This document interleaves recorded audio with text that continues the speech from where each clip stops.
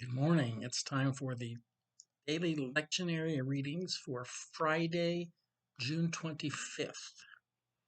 Yes, this is pre-recorded. So today we have Psalm 130, 1 Samuel 20, 1 to 25, a pretty decent chunk, and 2 Corinthians 8, 1 to 7. So let's just jump right in, shall we? Psalm 130. Out of the depths I cry to you, O Lord. Lord, hear my voice. Let your ears be attentive to the voice of my supplications. If you, O Lord, should mark iniquities, Lord, who can stand? But there's forgiveness with you, so that you may be revered.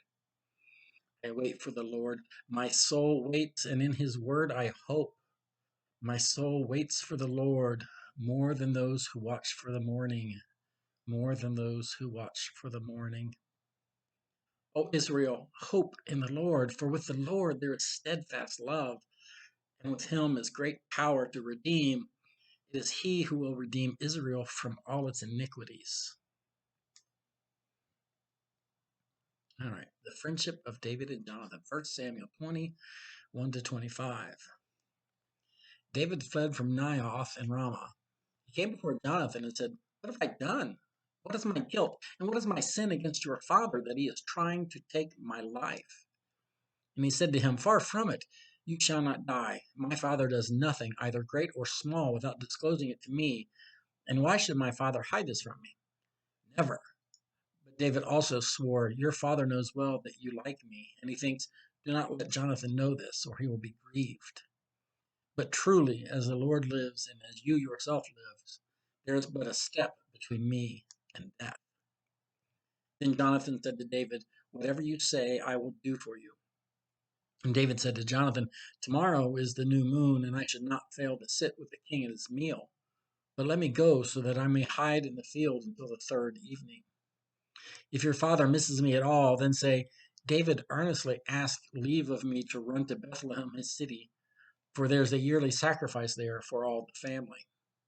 And if he says, 'Good, it is well with your servant,' but as if he is angry, then know that evil has been determined by him. Therefore deal kindly with your servant, for you have brought your servant into a sacred covenant with you. But if there is guilt in me, kill me yourself. Why should you bring me to your father?" Jonathan said, "Far be it from you. If if I knew that it was decided by my father that evil should come upon you, would I not tell you?" Then David said to Jonathan, "Who will tell me if your father answered you harshly?" Jonathan replied to David, "Come, let us go out into the field." So they both went out into the field. And Jonathan said to David, by the Lord, the God of Israel, when I have sounded out my father about this time tomorrow, or on the third day, if he is well disposed to you, David, shall I not send and disclose it to you? But if my father intends to do you harm, the Lord do so to Jonathan and more also, if I do not disclose it to you and send you away so that you may go in safety. May the Lord be with you, as he has been with my father. If I am still alive, show me the faithful love of the Lord. But if I die, never cut off your faithful love from my house, even if the Lord were to cut off every one of the enemies of David from the face of the earth." Thus Jonathan made covenant with the house of David, saying, "May the Lord seek out the enemies of David." Jonathan made David swear again by his love for him, for he loved him as he loved his own life. And Jonathan said to him, "Tomorrow is the new moon. You will be missed because your place will be empty. On the day after tomorrow you shall go a long way down. Go to the place where you hid yourself earlier, and remain beside the stone there. I will shoot 3 arrows to the side of it, as though I shot at a mark. Then I will send the boy, saying, 'Go find the arrows.' And if I say to the boy, 'Look, the arrows on this side of you, collect them,' then you are to come, for as the Lord lives, it is safe for you, and there is no danger. But if I say to the young man, 'Look, the arrows are beyond you,' then go, for the Lord has sent you away. As for the matter about which I have spoken, the Lord is my witness between you and me forever." So David hid himself in the field.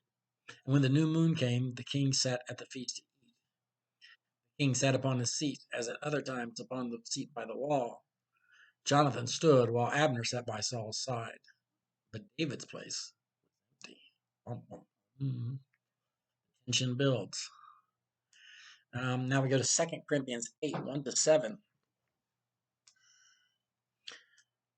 We want you to know, brothers and sisters, about the grace of God that has been granted to the churches of Macedonia. For during a severe ordeal of affliction, their abundant joy and their extreme poverty have overflowed in a wealth of generosity on their part.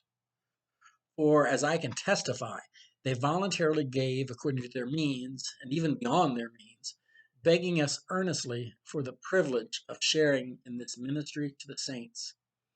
This, not merely as we expected, they gave themselves first to the Lord, and by the will of God to us, so that we might urge Titus that, as he had already made a beginning, so he should complete this generous undertaking among you. Now, as you excel in everything, in faith, in speech, in knowledge, in utmost eagerness, and in our love for you, so we want you to excel also in this generous generous giving. That's a lesson we all need to hear every once in a while, isn't it? And that is our daily lectionary readings for Friday, June 25th. Later.